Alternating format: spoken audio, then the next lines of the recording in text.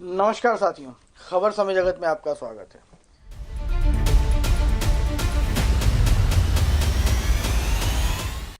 महाराष्ट्र में आए हुए सियासी भूचाल पर काफ़ी कुछ कहा जा रहा है, काफ़ी कुछ लिखा जा रहा है।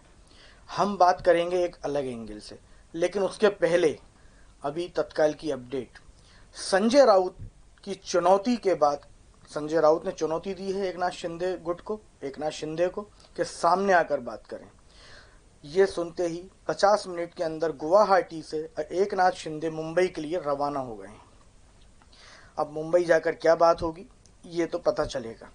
उसके पहले हम आपसे चर्चा करेंगे, इस पूरे घटनाक्रम को सिलसिलेवार देखेंगे, मंगलवार से लेके आज शुक्रवार तक। पहले 12, 15, 20, 30 विधायकों के साथ होने का दावा सूरत में जाके रहे। इसके बाद सूरत से गुवाहाटी चले गए, रेडिसन ब्लू होटल में जाके रुके हुए हैं। असम पुलिस का पहरा है, बताते हैं सीआरपीएफ भी वहां लगी हुई है।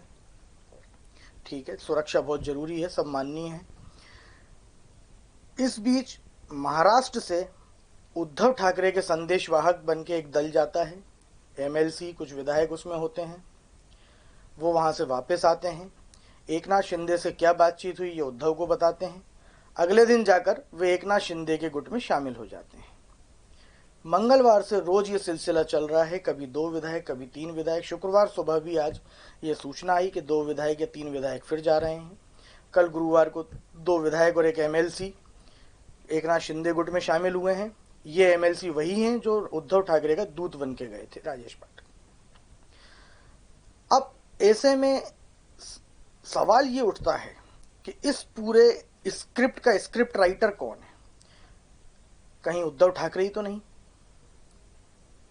अंदर खाने इस तरह की खबरें हैं, और अंदर खाने चल क्या रहा है वो क्या है, और जो दिख रहा है वो क्या है? कहीं दोनों अलग अलग तो नहीं, और जो हमको और आपको दिख रहा है वो नजरों का धोखा तो नहीं? ऐसी संभावना इसलिए है, मैं आपको लिए चलता हूं 2020 में मध्य प्रदेश में इस तरह के घटनाक्रम की तरफ। सिंधिया समर्थक कुछ विधायक, कांग्रेस की सरकार थी 2020 में, उस समय सिंधिया समर्थक कुछ विधायक बेंगलोर के एक होटल में शिफ्ट कर दिए गए। वहां कांग्रेस के कुछ नेता, मध्य प्रदेश कांग्रेस के कुछ नेता उनसे मिलने जाते हैं, जिनमें पूर्व मुख्यमंत्री दिग्विजय सिंह भी शामिल थे। उसके पहले पूर्व मंत्री जीतू पटवारी वगैरह गए। उनको वहां की पुलिस ने सिंधिया समर्थक विधायकों से मिलने नहीं दिया, उल्टा उन्हें गिरफ्तार भी कर लिया। जब दिग्विजय सिंह गए वहां धरने पर भी बैठे, उन्हें भी नहीं मिलने दिया गया। यहाँ गुवाहाटी में जो शिंदे गुट रुका हुआ है रेडिसन ब्लू में, यहाँ उद्धव ठाकरे के समर्थक और संदेशवाहक आराम से जा रहे हैं, आराम से मिल रहे हैं, अब उद्धव ठाकरे का संदेश सुना रहे हैं, वहां से एकनाथ शिंदे का संदेश लेके लौट रहे हैं, और बाद में जाके एकनाथ शिंदे के गुट में शामिल हो रहे हैं। आखिर ये सब चल क्या रहा है? 2019 में जब महाराष्ट्र विधानसभा के चुनाव हुए और नतीजे आए, तो शिवसेना की तरफ से ये मांग जोरों से उठी कि 2.5 साल का फॉर्मूला मुख्यमंत्री के लिए तय हुआ है। हालांकि इसको भाजपा ने और अमित शाह ने नकारा कि ऐसी कोई बात नहीं हुई थी, लेकिन शिवसेना अपनी जिद पर अड़ी रही, भाजपा से अलग हो गई, एनसीपी और कांग्रेस के साथ मिलकर महाविकास अघाड़ी बना ली, और मुख्यमंत्री शिवसेना के प्रमुख उद्धव ठाकरे बन भी गए। अब पूरे 2.5 साल उद्धव ठाकरे को मुख्यमंत्री कुर्सी पर बैठे हुए हो चुके हैं। तो ऐसा तो नहीं है कि उद्धव ठाकरे को अब 2.5 साल हो गए तो उन्हें याद दिलाया गया हो, या उन्हें खुद स्वतः ये याद आ गया हो कि अब मेरे 2.5 साल हो गए हैं, मुझे सत्ता भाजपा को सौंप देनी चाहिए, लेकिन महाविकास अघाड़ी से मैं कैसे निकलूं? तो इसके लिए ये पूरी स्क्रिप्ट तैयार तो नहीं है, एक कारण। दूसरा कारण, बीएमसी के चुनाव आ रहे हैं। पिछले 25-30 सालों से बीएमसी पे शिवसेना का कब्जा रहा है।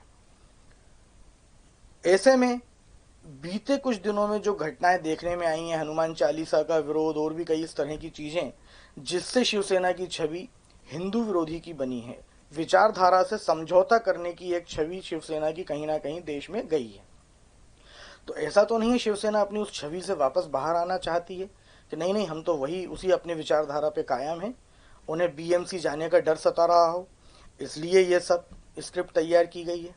बहरहाल जो भी हो, ये सब भविष्य के गर्भ में है, और ये हमारे सामने आएगा या नहीं आएगा ये भी भविष्य के गर्भ में है। उधर भाजपा ने अभी तक अविश्वास प्रस्ताव के लिए नहीं कहा। यदि सरकार अल्पमत में है तो अविश्वास प्रस्ताव के लिए क्यों नहीं कहा? भाजपा से बात की जाती है तो वो कहते हैं ये महाविकास आघाड़ी और शिवसेना का अंदरूनी मामला है। एनसीपी प्रमुख कहते हैं कि ये शिवसेना का अंदरूनी मामला है। शरद पवार ने अपने नेताओं को ये भी कह दिया है कि आप विपक्ष में बैठने के लिए तैयार रहिए, मतलब सरकार जा रही है। अब लड़ाई है सिंबल की। एकनाथ शिंदे सिंबल पर दावा कर रहे हैं कि असली शिवसेना हम हैं।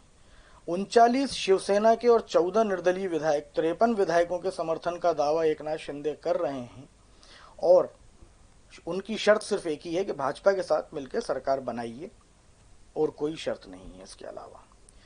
तो ये भाजपा को महाराष्ट्र की सत्ता सौंपने का मंत्र तो नहीं है, ये कोई रास्ता तो नहीं निकाला गया है, कि स्क्रिप्ट तो तैयार नहीं की गई है। ऐसे ही कई सवाल इस पूरे घटनाक्रम को देखकर उठ रहे हैं। बाकी इसमें क्या होगा, क्या सामने आएगा, ये सब भविष्य के गर्भ में है, और ये सब हमारे सामने आएगा या नहीं, और महाराष्ट्र की सत्ता पे भाजपा बैठ जाएगी या नहीं, ये भी हम देखेंगे। और भी ऐसी चर्चा हम आपके साथ हमेशा करते रहेंगे। तब तक आप जुड़े रहिए खबर समय जगत के साथ। नमस्कार। For latest news, subscribe to our channel and press the bell icon.